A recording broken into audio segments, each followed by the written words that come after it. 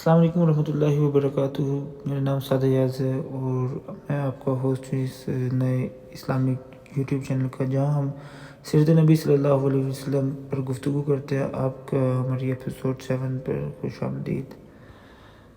تو آج کی اس ویڈیو میں ہم بات کریں گے کہ جب آپ کی عمر 12 برس ہوئی تو ایک تصویری کوڈ کے مطابق 12 برس 2 مہینے 10 دن کی ہوگی، تو ابو طالب آپ صلی اللہ علیہ وسلم کو ساتھ لے کر تجارت کے لیے ملک شام کے سفر پر نکلے اور بصرہ پہنچے۔ بصرہ شام کا ایک مقام ہے اور حوران کا مرکزی شہر ہے۔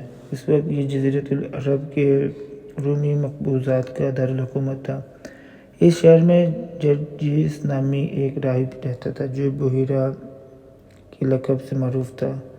جب قافلے نے وہاں پڑاؤ ڈالا تو یہ راہب اپنے گرجے سے نکل کر قافلے کے اندر آیا اور اس کی میزبانی کی، حالانکہ اس سے وہ پہلے کبھی نہیں نکلتا۔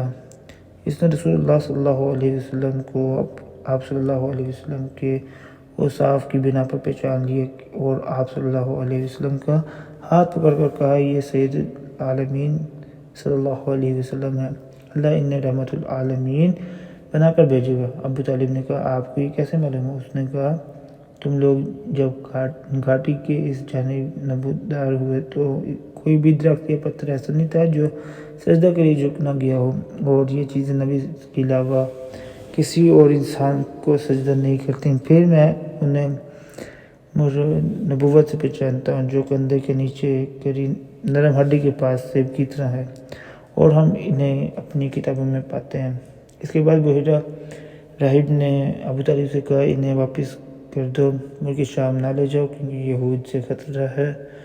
اس پر ابو طالب نے بعض غلاموں کی معیت میں آپ صلی اللہ علیہ وسلم کو واپس بھیج دیا۔ اب ہم بات کریں گے جنگ فجار کے بارے میں۔ آپ کی عمر 15 برس کی ہوئی تو جنگ فجار پیش آئی۔ اس جنگ میں ایک طرف قریش اور ان کے ساتھ بنو کنانہ تھے اور دوسری طرف قیس اعلان تھے۔ قریش اور کنانہ کا کمانڈر حرب بن امیہ تھا، کیونکہ وہ اپنے سنہ و شرف کی وجہ سے قریش کنانہ کے نزدیک بڑا مرتبہ رکھتا تھا۔ پہلے پہرے کنانہ پر قیس کا پلہ بھاری تھا، لیکن دوپہر ہوتے ہی قیس پر کنانہ کا پلہ بھاری ہو گیا تھا۔ اسے حرب فجار اس لیے کہتے ہیں کہ اس میں حرم اور حرام مہینے دونوں کی حرمت چاک کی گئی۔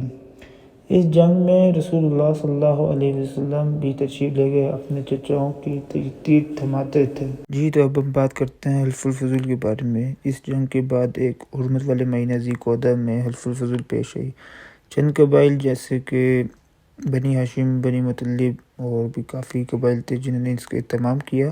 یہ لوگ عبداللہ بن جدعان کے مکان پر جمع ہوئے اور آپس میں عہد و پیمان کیا کہ مکہ میں جو بھی مظلوم نظر آئے گا، خواہ مکہ میں رہنے والا ہو یا کہیں اور کا، یہ سب اس کی مدد کریں گے اور اس کا حق دلوا کریں گے۔ اس اجتماع میں رسول اللہ صلی اللہ علیہ وسلم بھی شامل تھے اور بعد میں شرف رسالت سے مشرف ہونے کے بعد فرمایا کرتے تھے، میں عبداللہ بن جدعان کے مکان پر ایک ایسے معاہدے میں شریک تھا کہ مجھے اس کے عوض سرخ اونٹ بھی پسند نہ تھے، اور اگر دور اسلام میں اس عہد و پیمان کے لیے مجھے بلایا جاتا تو میں لبیک کہتا۔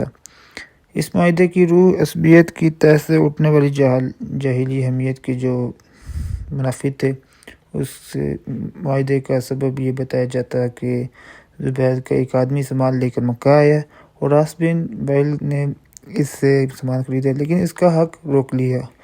اس نے حلیف قبائل عبدالدار، مخزوم، جمع اور اس کے علاوہ ان سے مدد کی درخواست کی، لیکن کسی نے توجہ نہ دی۔ اس کے بعد جبل ابو قبیس پر چڑھ کر بلند آواز سے چند اشعار پڑھے جن میں اپنی داستان مظلومیت بیان کی۔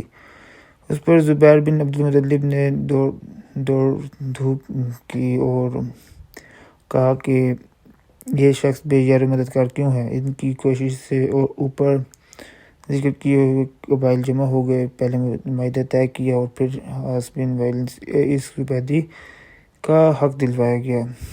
تو اس کے بعد ایک اور ٹاپک ہے جفا کشی کی زندگی، جو کہ ہم انشاءاللہ اگلی ویڈیو میں ذکر کریں گے، جس کا اس کے بعد اگلی ویڈیو میں ہم حضرت خدیجہ رضی اللہ تعالیٰ عنہ سے شادی کا واقعہ بھی آپ کو میں سناؤں گا.